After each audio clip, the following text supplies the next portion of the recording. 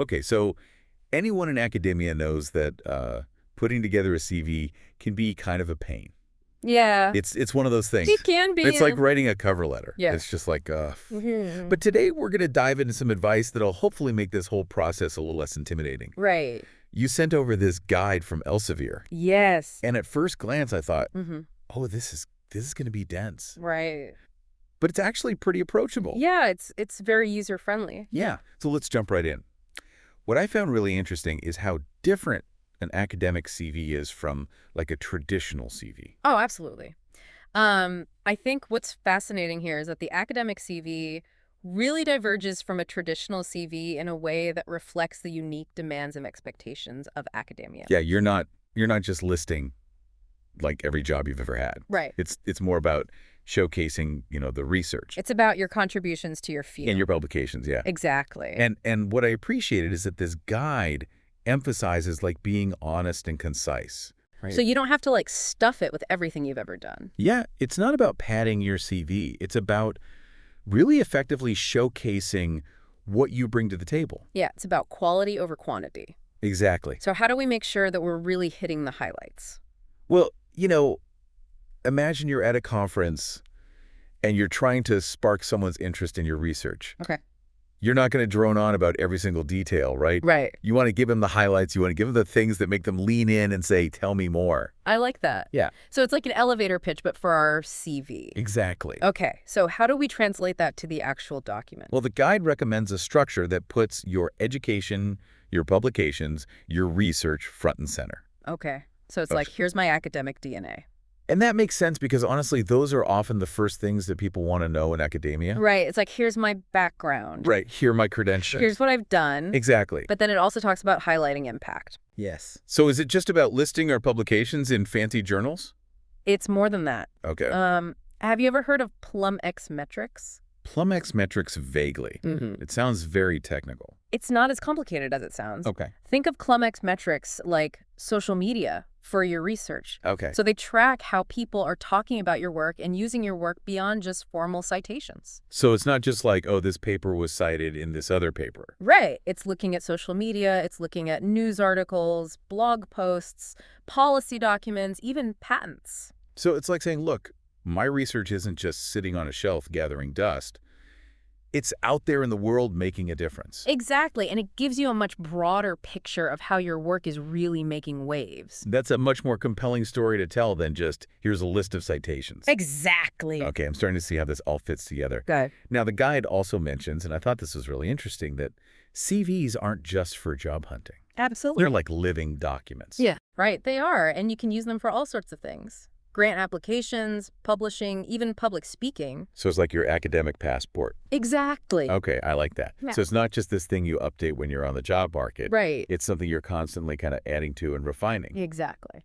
Now let's talk about something that might seem a little less exciting, but is still important. Okay. Formatting. Right. Does that really matter?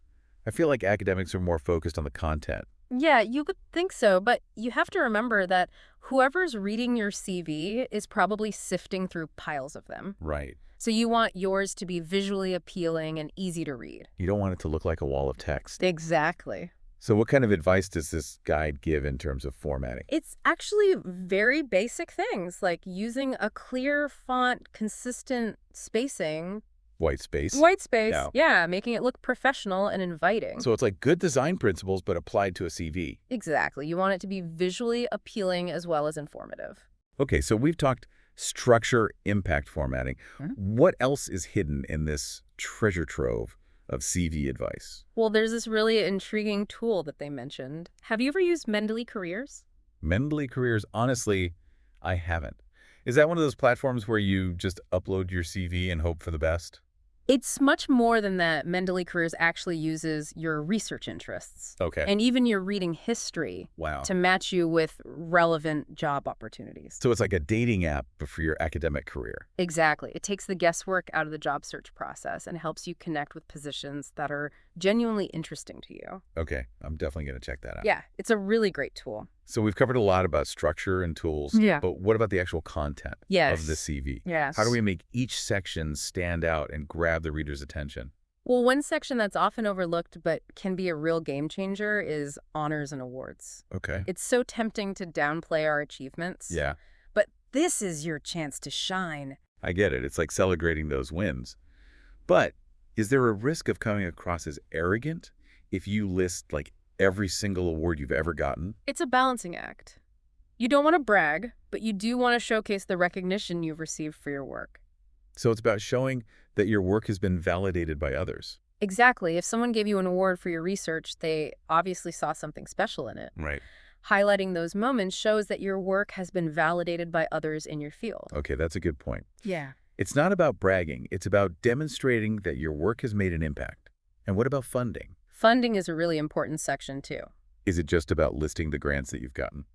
It's more nuanced than that. Think of it as showcasing your ability to turn ideas into reality. Okay. It's not just about listing the grants, but about demonstrating your ability to attract resources and support for your research. So it's about showing that you can not only do the research, but also get the money to do it. Exactly. And in today's academic world, being able to secure funding is crucial. It shows that you can not only think big, but you can also make those big ideas happen. Okay, this is starting to feel less like CV writing and more like academic strategy. It really is. It's an important part of your overall academic profile. This has been incredibly helpful. Good. But I'm sure our listeners are itching to know more about the nitty-gritty of each section. Yeah. Like, how do we actually make them sing? Well, let's start by talking about the education section. Okay, let's dive into those details Let's do it. and really unpack how to make this CV shine. All right. Because honestly, I think that's the part that I struggle with the most. Okay, well, let's think about it this way. How can we frame your educational journey in a way that really captures attention Okay. and highlights those key milestones that have shaped your academic path? Okay, so it's not just about like listing the degrees and the dates. No, it's about telling a story about your intellectual development. Ooh, I like that. Think about the specific areas you've explored, the research questions that have driven your work, the unique contributions you've made during your time in academia. So instead of just like a dry list of qualifications, it's about painting a picture of our academic journey, Exactly. highlighting those moments of like discovery and growth. Exactly. And don't be afraid to highlight any unique or unconventional aspects of your educational background. Ooh, okay. Maybe you spent a semester abroad doing field work, or you took a class outside of your main area of study that sparked a new research interest. Okay, so it's about showcasing our individuality Yes. and those experiences that have like broadened our perspectives and kind of shaped how we approach research. Absolutely. Now let's move on to the publication section, Okay. which is often considered the heart of an academic CV.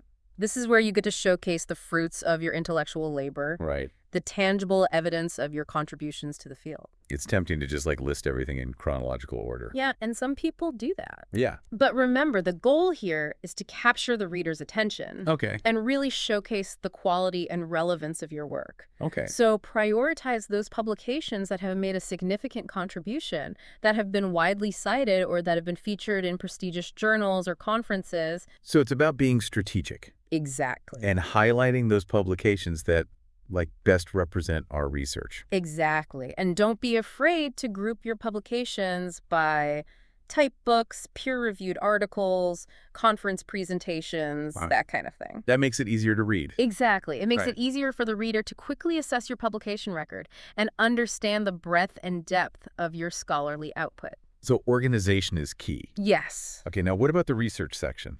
The research section, this is where you delve deeper into your current research interests and really showcase your expertise in your chosen field. This is always intimidating to me because it's like, how much detail do you give? It's a delicate dance. Yeah. But remember, you're writing for people who are experts in their fields. They may not be familiar with the specific nuances of your research. Oh, right. So your goal is to convey the essence of your work, the key questions you're exploring, Right. the methods you're employing, and the potential impact of your findings. So it's like giving a TED Talk, but about our research. Exactly. You want to capture their attention, convey your passion, and leave them wanting to learn more. I love that analogy. Yeah. So helpful. Good. I'm glad. All right, so now we're going to move on to what I think is really the heart of academia, Okay.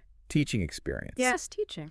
So for many of us, that's what drew us to this profession in the first place. Yeah. It's that chance to share our knowledge, inspire the next generation of scholars, and hopefully make a difference in the lives of our students. It's a very rewarding aspect of the job. So how do we make that section really sing? Well, this is your opportunity to showcase your passion for teaching, your commitment to student success, and the innovative approaches you've developed for creating engaging learning environments. So it's not just about listing the courses we've taught. Right. It's about highlighting the unique contributions you've made to the pedagogical landscape. Ooh, like that. So think about the pedagogical approaches you've used, innovative teaching materials you've developed, and positive feedback you've received from students. So it's about showing that we're not just content experts, but also skilled educators. Exactly. Who are dedicated to fostering student learning and growth. Precisely, and don't underestimate the power of student testimonials. Oh. If you have any particularly glowing feedback from students, consider including a brief quote or anecdote that highlights your impact as a teacher. So it's like adding a personal touch. Yes, it gives potential employers a glimpse into your teaching style and your ability to connect with students. I never thought about it that way. Yeah, it's a really effective way to make your teaching experience stand out. Okay, now let's move on to a section that I honestly have always treated as an afterthought. Right. Professional affiliations and memberships. Right. I just kind of list the organizations I belong to and move on. Right, but this section can actually speak volumes about your engagement with the wider academic community, Right. your commitment to professional development, and your alignment with the values and goals of your chosen field. All right, so how do we make it more than just a list? Well, think about the specific roles you've played in these organizations. Okay. Have you served on committees, presented at conferences, organized workshops? I see what you mean. It's about highlighting like active participation. Exactly, not just passive membership. Yeah. And don't be afraid to mention any leadership positions you've held or Right. any significant contributions you've made to these organizations. So it's about showcasing our commitment to our profession Yes. and our willingness to go above and beyond Exactly. to contribute to the advancement of our field. Absolutely. Okay, now this is a section that I've never even considered, including on my CV, Right. service and outreach. Okay. I always thought it was strictly focused on research and teaching. I think you'd be surprised how much weight this section can carry, especially in today's academic world, where universities are really emphasizing the importance of community engagement and the societal impact of research. So what kind of activities would we include in this section?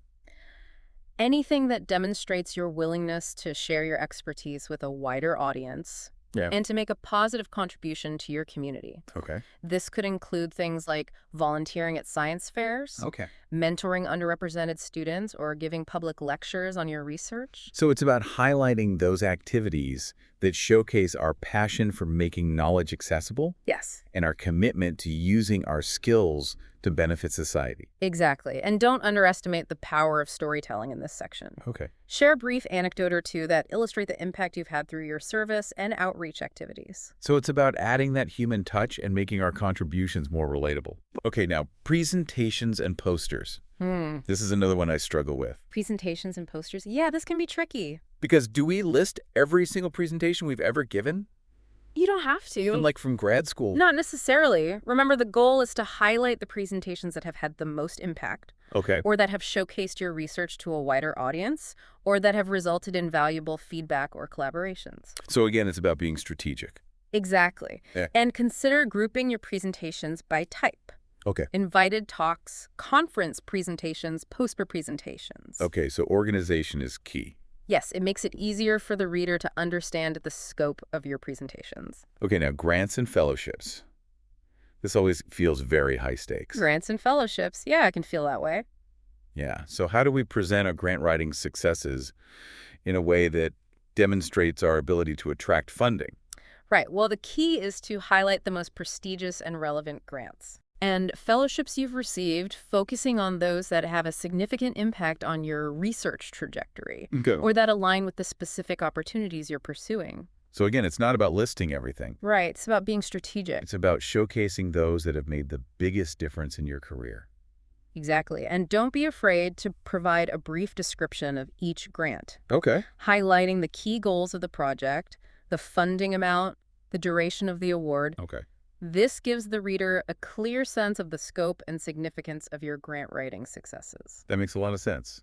So it's Yeah. not just about the name of the grant. It's about giving them context. Right. Exactly. All right. Now, what about this other skills and qualifications section. At least feels a bit like a wild card to me.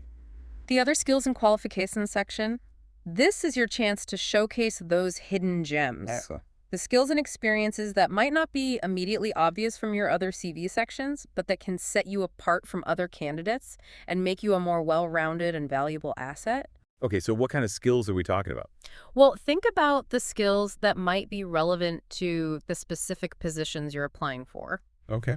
If you're interested in teaching, you might highlight your experience mentoring students developing innovative teaching materials. Using technology in the classroom. Exactly. Or if we're interested in research, maybe proficiency in statistical software or experience with qualitative research methods. Exactly. It's all about tailoring this section to your specific career goals. Okay. And showcasing the skills that make you a strong candidate for the roles you're pursuing. So it's about being strategic and highlighting those skills that align with the needs of the employer. Exactly. Right And on. don't underestimate the power of seemingly unrelated skills. Maybe you're fluent in another language or you have experience with graphic design or web development. Oh, yeah. Those skills can be surprisingly valuable in an academic setting, Yeah. demonstrating your versatility and your ability to contribute to the wider academic community. It's about showcasing the full range of our abilities. Exactly. And those experiences that have shaped your intellectual and professional development. So even though these skills and qualifications might not fit neatly into other categories, Right. they still deserve to be presented Absolutely. in a clear, concise, and compelling way. Yes, well said. Okay, now professional development. Mm. I'll admit I've never included this on my CV. Professional development. Yeah. A lot of people skip over that section. Yeah, I just assume it's implied that we're engaging in professional development all the time. But you'd be surprised how much this section can add to your CV. It demonstrates your initiative, your commitment to staying current in your field, and your willingness to invest in your own growth. So what kind of activities would we include here? Anything that showcases your efforts to enhance your skills, expand your knowledge, Okay. and stay abreast of the latest developments in your field. Okay. So workshops, conferences, online courses, certifications, even independent study. So it's about showing that we're committed to lifelong learning. Exactly. And don't be afraid to mention any specific skills or knowledge you've gained through these professional development activities. Okay. This helps the reader understand the impact of your efforts and how they've contributed to your professional growth. So it's about showcasing the benefits of those investments. Exactly. Okay, now references. This always feels a little awkward. References can be tricky. Yeah, but isn't it enough to just list their names and contact information? Well, choosing the right references can actually make or break your application. Okay. You want to select individuals who can speak to your specific strengths and accomplishments. Right. And who can provide compelling testimonials to your character and work ethic. So it's about finding those champions Exactly. who can really advocate for us. Yes. But how do we go about choosing the right references? Well, think about the specific qualities and skills that are most relevant to the positions you're applying for. Okay. And then choose references who can speak to those qualities and who have witnessed your accomplishments firsthand. So for a research-focused position, Yes. you'd choose references who can talk about your research skills Exactly. and publications. And your ability to secure funding. Right. And for teaching, you'd want people who can talk about your teaching style. Yes. Your interactions with students. Right. And your commitment to student success. Exactly. It's about choosing references who can provide specific and relevant insights into your qualifications. That makes sense. And remember, it's essential to contact your references beforehand. Oh, yeah. Make sure they're comfortable recommending you Absolutely. and give them a heads up about the positions you're applying for. So we don't want to catch them off guard. Exactly. Okay, now appendices. I always wonder about those. Appendices. Are they really necessary? Appendices can be very valuable Okay. for providing supplemental materials that support the claims you've made in the main body of your CV. So it's like evidence. Exactly. Think of them as the evidence that backs up your story. Okay, so what kind of materials would we include there? It depends on the specific opportunities you're pursuing, Yeah. but some common examples include a full list of publications. Okay. If you have a lot of them, research statements, Okay. teaching portfolios, letters of recommendation, writing samples, Oh, wow. things like that. So it's a way to provide a deeper dive Yes. into our qualifications. Exactly. And to kind of showcase our work in a more comprehensive way. Exactly. And remember, the appendices should be carefully curated Okay. to support the narrative that you've established in the main body of your CV. So choose materials that are relevant impactful, and well-presented. Exact. This has been so insightful. Oh, good. I feel like I have a whole new perspective on CVs. Good. It's not just about listing accomplishments. It's about telling our story, showcasing our strengths, and really demonstrating our potential. Exactly. And remember, your CV is a living document. Yeah. It's a reflection of your ongoing growth and development as a professional. So we should be updating it regularly. Exactly. Keep it up to date and tailored to the specific opportunities you're pursuing. This has been so helpful. I'm glad we can help. I think our listeners are ready to start crafting those standout CVs. I hope so. But before they do that, we have a lot more to talk about. We do. So stay tuned. We'll be right back. All right. Yeah, it really is a process of self-discovery. And, one thing that struck me in the guide was how it emphasized that your CV is a narrative. It's not just like a list of facts. It's about telling your academic story. Yeah, that makes so much sense. But honestly, I always struggle with that. Like my CV always ends up being this like jumbled mess of information. How do we make it flow like an actual story that someone would want to read? Think about it like this. What are the key chapters of your academic journey? Okay. You've got your education, your research experience, your publications, your teaching, and so on. Each of those chapters contributes to the overall narrative of who you are as a scholar. Okay, I see what you mean. It's about connecting the dots. Yeah. And showing how each experience has built on the previous one and led you to where you are today. But how do we do that without making it sound like, a boring history lecture? That's where the art of storytelling comes in. Okay. Think about the key takeaways from each experience. What did you learn? What impact did you make? What skills did you develop? Okay. And then weave those takeaways into a cohesive narrative that highlights your growth, your accomplishments, your potential. So it's about finding the common threads. Exactly. The underlying themes that connect our experiences and reveal our passions and our purpose. Yes. I love that. But speaking of themes, this guide keeps mentioning impact. Yes. Impact is crucial. And I get that it's important, but sometimes I feel like I'm just like plugging away at my research and I'm not sure if it's making any real impact out there. That's a very common feeling. Yeah. But remember, impact can take many forms. It's not just about publishing in high-impact journals or winning prestigious awards. It's about making a difference, however big or small, in your field and beyond. Okay, that's reassuring. So it's not about like aiming for some grand earth-shattering breakthrough. Right. It's about recognizing the value of our contributions, even if they feel incremental. Exactly. Think about the specific ways in which your research has advanced knowledge, informed policy, or improved people's lives. Have your findings been cited by other researchers? Have they been used to develop new technologies or treatments? Have they influenced public debate or policy decisions? Those are great examples. Yeah. It's about looking beyond the confines of our own research and seeing how it connects to the wider world. I like that shift in perspective. Yeah, it makes impact feel less daunting and more attainable. Exactly. And remember, impact is an ongoing process. It's not something that happens overnight. It's about building a body of work that contributes to your field and makes a difference over time. It's about playing the long game, focusing on doing quality work that matters and trusting that the impact will follow. That's a good reminder. Yeah. It's not a sprint, it's a marathon. Exactly. And, it's interesting how this conversation about impact ties back to the broader trend towards altmetrics in academia. Altmetrics, I've heard that term thrown around, but I'm not quite sure what it means. So altmetrics is a way of measuring the impact of research beyond traditional metrics like citations.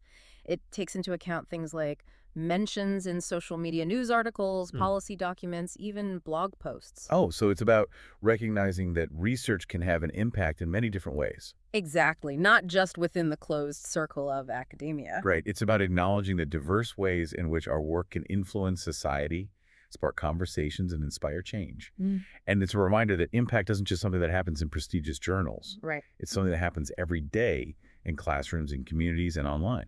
Absolutely. And the shift towards altmetrics reflects a broader trend in academia, a move towards greater transparency and accountability. I see what you mean. It's about recognizing that research is a public good. Yes. And that we have a responsibility to share our findings with the world and to demonstrate the value of our work to society. Exactly. It's not enough to simply publish in academic journals anymore. We need to be able to communicate our research to a wider audience, engage with the public, and demonstrate the real-world relevance of our work. That makes a lot of sense. It's about bridging the gap between the ivory tower and the real world. Yes. And showing how our research can contribute to solving the challenges facing our communities and our planet. Well said. And, this emphasis on public engagement ties back to the importance of crafting a compelling CV. Your CV is not just a document for academics, it's a document for the world. I like that framing. Yeah, So it's not just about impressing potential employers, it's about communicating the value of our work to a wider audience. exactly. Think about your CV as a tool for sharing your passion, your expertise, and your vision for the future. This is starting to feel less like CV writing and more like academic activism. Haha, it really is. It's about using our voices to advocate for our work and to make a difference in the world. This conversation has been so inspiring. Oh, good. I'm glad. It's made me realize that crafting a compelling CV is not just about showcasing our accomplishments. It's about connecting with our purpose, embracing our potential, and using our voices to make a difference. Well said. And remember, this journey of crafting a compelling CV is a process of discovery, a chance to reflect on your passions, your values, and your vision for the future. It's about recognizing that our CVs are not just documents. They're stories. Stories that have the power to inspire, to inform, and to transform. Beautifully said. And, this conversation about storytelling reminds me of a quote by the writer Maya Angelou.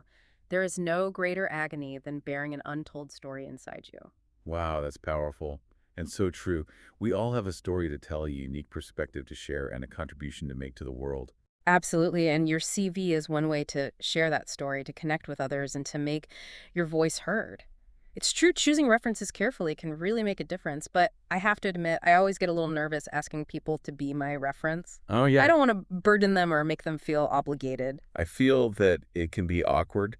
The guide actually had a great tip about that. Oh, yeah. Always check with your references beforehand, Mm-hmm. not just to ask permission, but to give them some context about the positions you're applying for. That's so important. It shows respect for their time, Right. and it allows them to tailor their recommendations to your specific needs. Yeah, and it gives them a chance to say no Right. if they're not comfortable or feel like they can't give you a strong endorsement, Exactly. which is better to know up front. Absolutely. Okay, so let's say we've got our references lined up, we've polished our CD to perfection. Is there anything else we should keep in mind as we send it out into the world? This might sound obvious, but proofread. Right. A typo or grammatical error can make a terrible first impression. Absolutely. Nothing screams unprofessional like a careless mistake. Exactly. And while we're on the topic of presentation, the guide mentioned something about tailoring your CV for specific opportunities. Can Yeah. you elaborate on that? Absolutely. So tailoring your CV is one of the most crucial yet often overlooked aspects of CV writing. Okay. Think about it. A CV that you submit for a teaching-focused position at a small liberal arts college is going to look very different from one you would submit for a research-heavy role at a major research university. That makes sense, but how do we actually tailor it? Is it just about changing the font or adding a few keywords? It's much more nuanced than that. You need to carefully consider the specific requirements and expectations of each opportunity and really highlight those skills and experiences that are most relevant. So it's like we're telling a different version of our academic story, Exactly. emphasizing certain chapters over others depending on who's reading it. Precisely so. For a teaching-focused position, you might want to expand your teaching experience section and highlight your pedagogical approaches and student evaluations. Okay. For a research-focused position, you might want to emphasize your publications grants, research collaborations. Okay, I see how that makes the CV much more targeted and impactful. It shows that you understand the needs of the position Right. and that you have the skills and experience to excel in that role. It's like going on a date. You wouldn't wear the same outfit to a fancy dinner that you would wear to a casual coffee shop. Exactly. You want to dress for the occasion. I love that analogy. Good. Okay, so we've talked about tailoring for specific opportunities, but what about those broader trends in academia that we mentioned earlier, like altmetrics and public engagement? How do we incorporate those into our CVs? It's all about showcasing the impact and relevance of your work beyond traditional academic metrics. Okay. So, for example, if your research has been featured in popular media outlets, you could create a separate section on your CV called Public Engagement and list those features. Okay, that's a good idea. And what about altmetrics? For altmetrics, you can subtly weave those into your narrative. Okay. For example, if a particular publication has received a lot of attention on social media or has been downloaded numerous times, you could mention that in the description of that publication. So it's about showcasing the reach of our work without being too overt about it. Exactly. It's like adding a subtle layer of credibility and influence. I like it. Yeah. And, it's interesting how this conversation about tailoring our CVs and showcasing our impact really reflects a broader shift in academia, a move towards greater entrepreneurialism and innovation. I see what you mean. It's like we're not just scholars, we're also entrepreneurs in a sense, Right. building our careers, promoting our ideas, and making a difference in the world. Exactly, and that entrepreneurial spirit is essential in today's academic landscape. Yeah, where funding is scarce, competition is fierce, Exactly. and the demands are high. Yeah, it's about being proactive, strategic, and innovative. This has been such an insightful conversation. I'm so glad. I feel like I have a whole new perspective on the power of a well-crafted CV. Good. It's not just a document. It's a reflection of our academic journey, our passions, and our potential. Beautifully said. And remember, the journey of crafting a compelling CV is not just about landing a job. It's about embracing that entrepreneurial spirit, owning your story, and sharing your passion with the world. It's about making a difference, inspiring others, and leaving our mark. Well said. And as you embark on this journey, remember you're not alone. There are countless resources available to support you, from career centers and mentors to online communities and professional organizations. And speaking of amazing academic opportunities, if you're looking to explore the world of higher education and research, be sure to check out academicjobs.com. They have a fantastic selection of positions across a wide range of disciplines. Who knows, your perfectly crafted CV might just land you your dream job. Until next time, keep diving deep and keep learning.